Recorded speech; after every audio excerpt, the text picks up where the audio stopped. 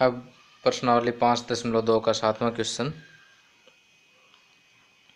उस एपी का 31वां पद ज्ञात कीजिए जिसका 11वां पद 38 है और 16वां पद 73 है।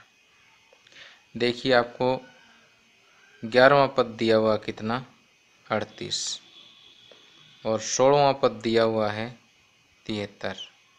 ज्ञात क्या करना आपने 31वां पद ज्ञात करना है। तो यहाँ से देखिए 11वां पद हमें दिया हुआ है तो इसका मतलब a प्लस 10d दिया हुआ है। a प्लस n यहाँ 11 में से गए 10d। a प्लस 10d कितना दिया 38 और 16वां पद है तो a प्लस 16 माइनस 1 15d कितना हो जाएगा 73। तो अब देखिए ये दो समीकरण हमें प्राप्त हो गए हैं। अब यहाँ ये दो चर वाले रैखिक समीकरण हैं जिसे हम विलोपन विधि से आसानी से हल कर लेते हैं कि समीकरण 1 में से 2 घटाने पर समीकरण 1 में से समीकरण 2 घटाने पर क्या आएगा a प्लस 10d बराबर 38 और a प्लस 15d बराबर 73। घटाएंगे तो नीचे वाले पदों के साइन चेंज हो जाएंगे। प्लस का और माइनस का ये 0 हो जाएगा। Plus 10d minus 15d minus 5d बचेगा और ये माइनस का 13 में से 8 गए 5 और 6 में से 3 गए 3 माइनस 35 आ गया। d बराबर माइनस 35 बटे माइनस 5 माइनस से माइनस कैंसिल 5 7 35 d बराबर आ गया 7। d बराबर 7 समीकरण 1 में रखने पर d बराबर 7 समीकरण 1 में रखने पर समीकरण 1 में रखेंगे तो क्या आएगा a प्लस 10 गुणा 7 38 और 1 बराबर 38 माइनस 70 a बराबर 38 माइनस 70। 10 में से 8 गए 2 और 6 में से 3 गए 3 माइनस 32। तो a बराबर माइनस 32 यहाँ से a बराबर माइनस 32 और d बराबर हमें प्राप्त हुआ 7। अब पूछा क्या है 31वां पद। 31वां पद होगा a प्लस 30d। तो रख दीजिए वैल्यू इसमें माइनस 32 प्लस 30 गुणा 7 माइनस 32 प्लस 7 21 210। तो 10 में से 2 गए 8 और 10 में से 3 गए 7 178। तो 31वां पद होगा 178, इसलिए 31वां पद बराबर 178 होगा। अब प्रश्न नंबर 8। एक एपी में 50 पद हैं जिसका तीसरा पद 12, अंतिम पद 106, इसका 29वां पद ज्ञात कीजिए। ये क्वेश्चन भी सेम टू सेम 7वें क्वेश्चन की तरह से है कि एपी में 50 पद दे रखे हैं यानी n बराबर दे रखा है 50, जिसका तीसरा पद 12 है। तीसरा पद कितना दे रखा है 12, अंतिम पद 106 है। देखिए टोटल 50 पद है और अंतिम पद अर्थात कि 50वां पद दे दिया इसने कितना 106। और पूछा क्या है 29वां पद। तो देखिए तीसरा पद यहाँ पर दिया हुआ है तो इसका मतलब a प्लस 2d दे दिया। a प्लस 2d कितना हो गया 12, इसे समीकरण 1 मान लेंगे। और यहाँ से 50वां पद यानी a प्लस 50 माइनस 1 49d बराबर 106, इसे समीकरण 2 का नाम दे देंगे। फिर इन दोनों समीकरणों को हल करेंगे और 29वां पद ज्ञात कर लेंगे। देखिए क्या होगा समीकरण 1 में से 2 घटाने पर, समीकरण 1 में से समीकरण 2 घटाने पर a प्लस 2d बराबर 12, a प्लस 49d बराबर 106। घटाएंगे तो a से कैंसिल हो जाएगा। -47d बराबर 106 में से 12 माइनस होंगे तो 94 विद नेगेटिव साइन। तो d बराबर -94, d बराबर -94 बटे -47, माइनस से माइनस कैंसिल, 47 से कम 47, 47 दूनी 94, तो d बराबर आ गया 2। d बराबर 2 समीकरण 1 में रखने पर, d बराबर 2 समीकरण 1 में रखने पर, समीकरण 1 में रखेंगे तो a प्लस 2 गुणा 2 बराबर 12, a प्लस 4 बराबर 12 और a बराबर कितना आ जाएगा 8। अब देखिए d आपके पास आ गया, a आपके पास आ गया। अब आपने क्या ज्ञात करना है, 29वां पद ज्ञात करना है। 29वां पद जो है वो a प्लस 29 में से 28d के बराबर होता है। a हमें पता है 8 प्लस 28d 2, 8 प्लस 56, 56 प्लस 8 64। तो 29वां पद जो है वो कितना होगा 64 होगा, जो कि आंसर है दिए गए क्वेश्चन का। आगे प्रश्नावली 5.2 का 9वां क्वेश्चन, यदि किसी एपी के तीसरे और 9वें पद क्रम से 4 और -8 है तो इसका कौन सा पद शून्य होगा। यहाँ देखिए कि तीसरा पद दिया हुआ है 4 और 9वां पद दिया हुआ है -8, और ये पूछा है कि शून्य कौन सा पद है। तो हम मान लेते हैं कि nवां पद जो है शून्य है और यहाँ से n हमें ज्ञात करना है। तो यहाँ से तीसरा पद है तो a प्लस 3 में से 1 गए 2d बराबर 4, और ये 9वां पद है तो a प्लस 9 में से 1 घटाएंगे 8d आ जाएगा बराबर -8। ये समीकरण 1 और ये समीकरण 2 हो जाएगा। अब देखिए समीकरण 1 में से 2 घटाने पर, समीकरण 1 में से समीकरण 2 घटाने पर क्या होगा, a प्लस 2d बराबर 4 और a प्लस 8d बराबर -8। घटाएंगे तो नीचे वाले पदों के साइन चेंज हो जाएंगे, प्लस वाला माइनस और माइनस वाला प्लस, प्लस a और माइनस a जुड़ करके 0 होगी, +2 -8 माइनस के 6 और d, और 8 + 4 12, और d बराबर 12 बटे -6 यानी 6 दूनी 12 माइनस के 2 आ जाएंगे। तो d बराबर आया -2। d बराबर -2 समीकरण 1 में रख देते हैं। d बराबर -2 समीकरण 1 में रखने पर क्या होगा, a प्लस 2 गुणा -2 बराबर 4, a माइनस 4 बराबर 4 या a बराबर 8। अब a हमारे पास आ गया, d हमारे पास आ गया। अब हमें देखना है कि 0 कौन सा पद है। 0 हमने कौन सा पद माना, nवां पद माना।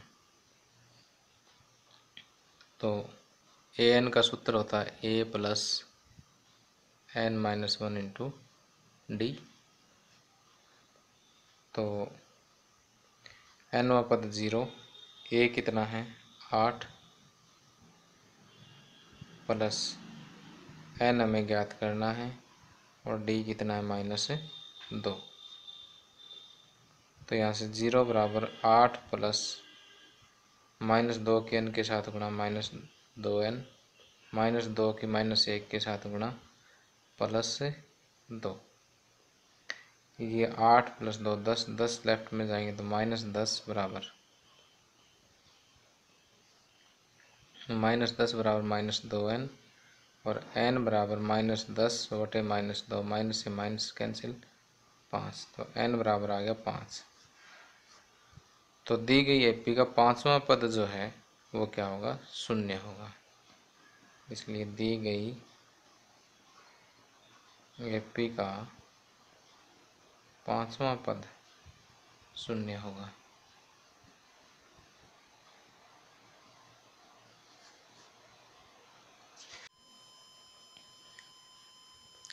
अब देखिए प्रश्नावली 5.2 का 10वां क्वेश्चन, किसी एपी का 17वां पद उसके 10वें पद से 7 अधिक है, इसका सारांतर ज्ञात कीजिए।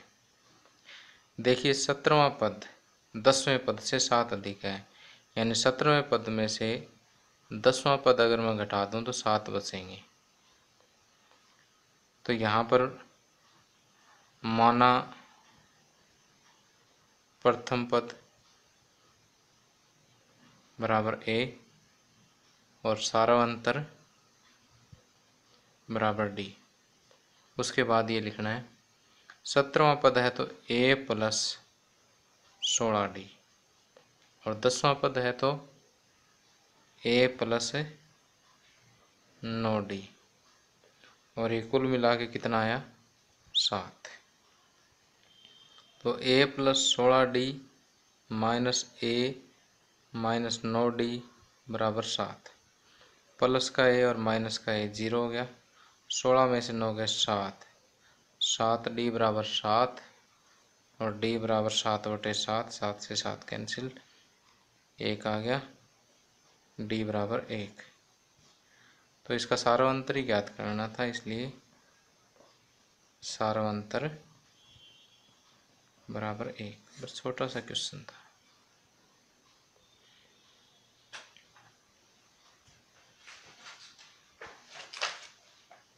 अब 11वां क्वेश्चन, एपी दे रखी है कि 3, 15, 27, 39 एंड सो ऑन का कौन सा पद उसके 54वें पद से 132 अधिक होगा। कि कौन सा पद उसके 54वें पद से 132 अधिक होगा। तो पहले तो देखिए यहाँ पर हमें प्रथम पद दिया हुआ 3 और सारांतर 15 माइनस 3। तो देखिए हम ये मान लेते हैं कि nवां पद उसके 54वें पद से 132 अधिक होगा।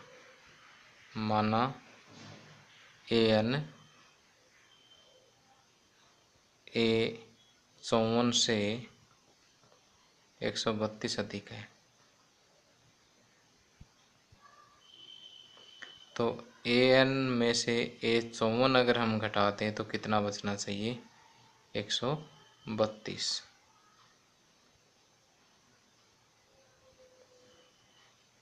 तो an का सूत्र a plus n minus 1 into d minus a 54 a plus 53d बराबर 132।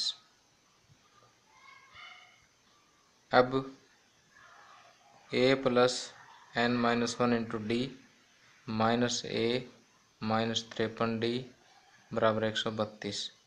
प्लस ए और माइनस से आपस में कैंसिल, तो n minus 1 into d minus 53d बराबर 132। डी फिर कॉमन आ गया, यहाँ से डी कॉमन लेंगे तो n माइनस 1 माइनस 53 बराबर 132, यानी n माइनस 54 हो गया इंटू डी बराबर 132। डी की वैल्यू कितनी है 12, यहाँ पर या लगाते जाएं, या लगा दें या फिर इस तरह सिंप्लाइज का निशान लगा दें। 12 गुणा n माइनस 54 बराबर 132। तो यहाँ से n माइनस 54 बराबर 132 बटे 12, 12 एकम 12, 12 एकम 12 और 12 एकम 12। तो यहाँ से देखिए कि n माइनस 54 बराबर आ गया 11। तो n बराबर 11 प्लस 54, 11 प्लस 54 65। तो हम यहाँ लिखेंगे कि 65वां पद 54वें पद से 132 अधिक होगा, 54वें पद से 132 अधिक होगा। अब प्रश्नावली 5.2 का प्रश्न नंबर 12 देखिए। दो समांतर श्रेणियों का सारवंतर समान है। यदि इनके 100वें पदों का अंतर 100 है तो इनके 1000वें पदों का अंतर क्या होगा। तो देखिए यहाँ पर दो समांतर श्रेणियां दी हुई है और दोनों का सारवंतर समान है। तो माना प्रथम श्रेणी का पहला पद बराबर स्मॉल a मान लेते हैं तथा सारवंतर बराबर d मान लेते हैं, और दूसरी श्रेणी का पहला पद ये कैपिटल A मान लेते हैं तथा सारवंतर तो यहाँ दिया क्या है, समान है तो वही रहेगा। अब कहता है इनके 100वें पदों का अंतर 100 है। तो प्रथम श्रेणी का 100वां पद बराबर A100 का नाम दे देते हैं। तो और दूसरी श्रेणी का 100वां पद कैपिटल A100 का नाम दे देते हैं। अब प्रश्नानुसार क्या है, कहता है कि इनके 100वें पदों का अंतर 100 है, यानी इनके 100वें पदों का अंतर कितना दे रखा है 100 है। तो इनके 1000वें पदों का अंतर ज्ञात करना है। तो पहले तो यहाँ देखिए कि पहली श्रेणी का 100वां पद किसके बराबर होगा, a प्लस 100 माइनस 1 99 d, और इसका ये दूसरी श्रेणी का प्रथम पद क्या है, कैपिटल A माना, तो कैपिटल A प्लस 100 माइनस 1 99 और सारवंतर वही है स्मॉल d बराबर 100, या A plus 99d minus A minus 99d बराबर 100। प्लस 99d से माइनस 99d कैंसिल हो जाएगा और यहाँ पर small a minus capital A बराबर 100 बचेगा। अब हमें ज्ञात क्या करना है, 1000वें पदों का अंतर। अब दोनों श्रेणियों का 1000वें पदों का अंतर बराबर 1 ए 1000 माइनस कैपिटल ए 1000। तो यहाँ देखिए ये किसके बराबर होगा, a plus 1000 minus 1 999 d minus capital A plus 1000 minus 1 999 d. तो ये होगा a plus 999 d minus capital A minus 999 d. ये प्लस 999 है और ये माइनस 999, तो ये कैंसिल हो जाएंगे और यहाँ पर क्या रहेगा, स्मॉल ए माइनस कैपिटल ए। तो ऊपर देखिए इसे आप समीकरण 1 का नाम दे दीजिए। ए माइनस कैपिटल ए किसके बराबर था, 100 के बराबर। और यहाँ पर भी ए माइनस कैपिटल ए आया तो इसको मैं 100 के बराबर रख सकता हूँ। तो यहाँ पर कारण दे सकते हैं यूजिंग 1 या 1 से। तो इनके 1000 में पदों का अंतर भी कितना आ जाता है, 100 आ जाता है।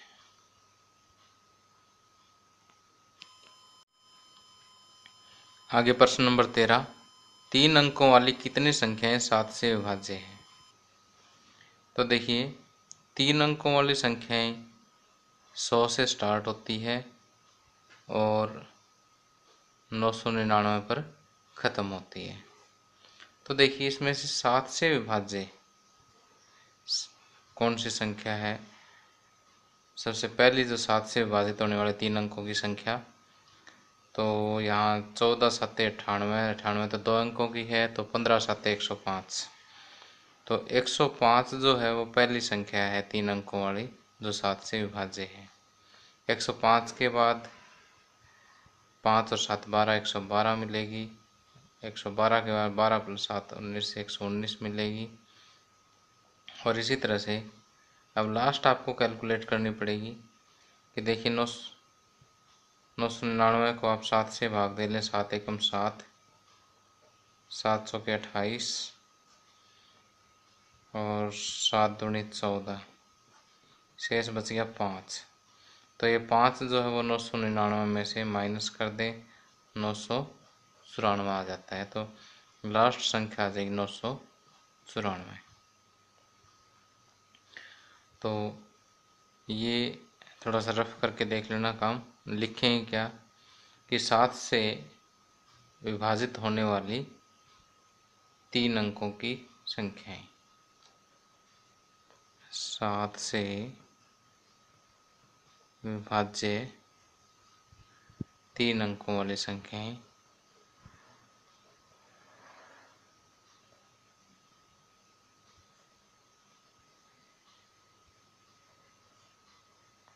कौन कौन सी है, 105, 112, 119 और 994।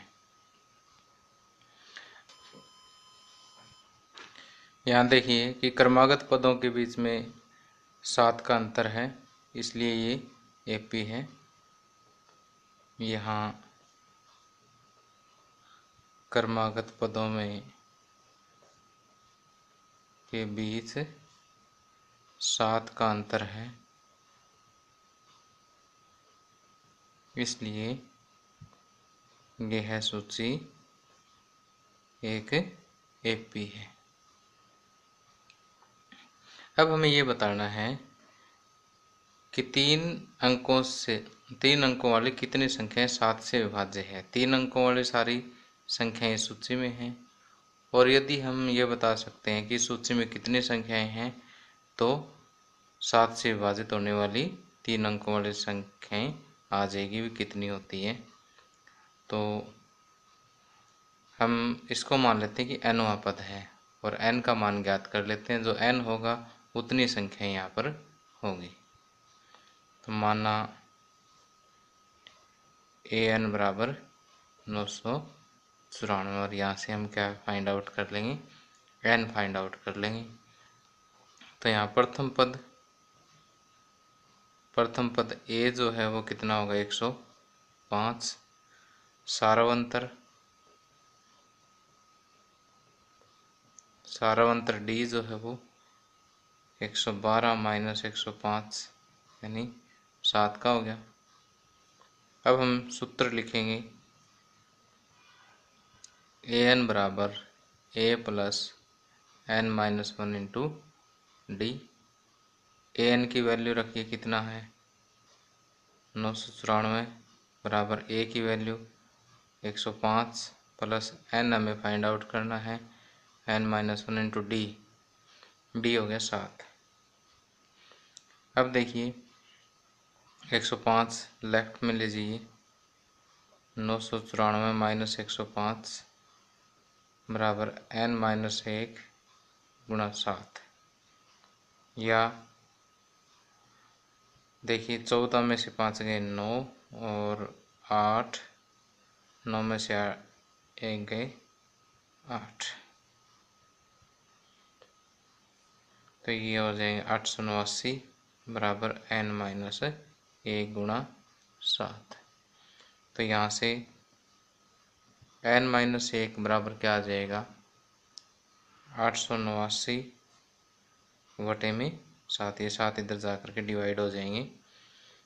तो यहाँ से देखिए 7 एकम 7, 7 एकम 7, 7 दूनी 14, 4 बचे 7 7 49। तो यहाँ से n माइनस 1 बराबर आ गया 127। तो n बराबर 127, ये एक इधर जा कर के प्लस हो जाएगा, तो n बराबर 128। n बराबर 128 है तो 3 अंकों वाली 128 संख्याएं 7 से विभाज्य हैं, इसलिए 3 अंकों वाली 128 संख्याएं 7 से विभाज्य है।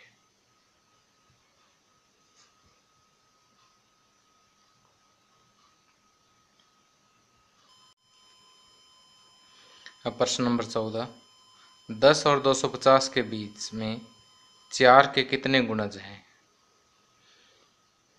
तो देखिए 10 के बाद 4 का गुणज यानी 4 की टेबल में कौन सा अंक आता है 4 3 12, यानी 12 12 के बाद 12 प्लस 4 16, 16 के बाद 20, 4 की टेबल में यही आएंगे, आगे 4 4 प्लस करते जाएं।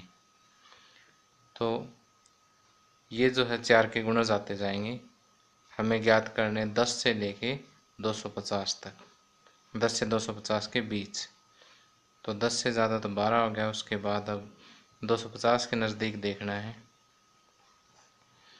कि 4 से विभाजित होने वाली संख्या कौन सी है। 4 छिके 24, 4 दूनी 8, 2 से इस बचेगा 2 माइनस कर लें, लास्ट आएगा 248।